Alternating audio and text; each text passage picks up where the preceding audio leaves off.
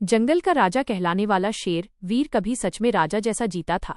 उसकी दहाड़ से पूरा जंगल कांप उठता था, पेड़ पत्ते तक थर्रा जाते थे। सभी जानवर उसका सम्मान करते थे, क्योंकि वीर ताकतवर होने के साथ साथ न्यायप्रिय भी था। वो कभी कमजोर पर अत्याचार नहीं करता था और न ही बेवजह शिकार करता था। लेकिन समय किसी का इंतजार नहीं करता। एक भयानक सूखे ने जंगल को अपनी चपेट में ले लिया। नदी सूखने लगी, घास जलकर राख हो गई और जानवर एक एक करके जंगल छोड़ने लगे। वीर का परिवार भी इस आपदा में बिखर गया। उसकी शेरनी भूख और प्यास से दम तोड़ गई और उसके 2 छोटे शावक कहीं खो गए। उस दिन पहली बार जंगल के राजा की आंखों में आंसू थे। अब वीर अकेला था। वो रोज उसी सूखी नदी के किनारे बैठकर अपने शावकों की राह देखता। हर रात जब चांद निकलता वो आसमान की ओर देखकर धीमी दहाड़ लगाता, मानो अपने परिवार को पुकार रहा हो। उसकी दहाड़ में अब ताकत नहीं, दर्द था।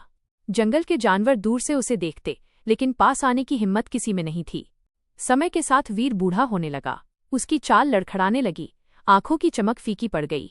जो शेर कभी शिकार को पल भर में पकड़ लेता था, अब एक छोटे हिरण के पीछे भी नहीं दौड़ पाता था। भूख ने उसके शरीर को कमजोर कर दिया और अकेलेपन ने उसके दिल को। एक दिन जंगल में इंसानों की आवाजें गूंजी। शिकारी नहीं थे, बल्कि वन रक्षक थे।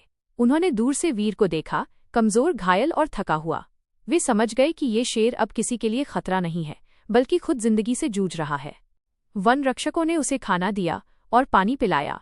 वीर ने पहली बार इंसान की आंखों में दया देखी, लेकिन उसका दिल अब भी अपने खोए परिवार को ढूंढ रहा था। कुछ दिनों बाद एक छोटी सी आवाज जंगल में गूंजी, एक शावक की। वीर ने पूरी ताकत जुटाकर उस दिशा में कदम बढ़ाए। वहां उसका एक शावक खड़ा था, लेकिन जिंदा। उस पल वीर की आंखों से आंसू बह निकले। शायद ये कहानी पूरी तरह खुश नहीं थी, लेकिन उस दुखी शेर को जीने की एक वजह मिल गई थी। जंगल का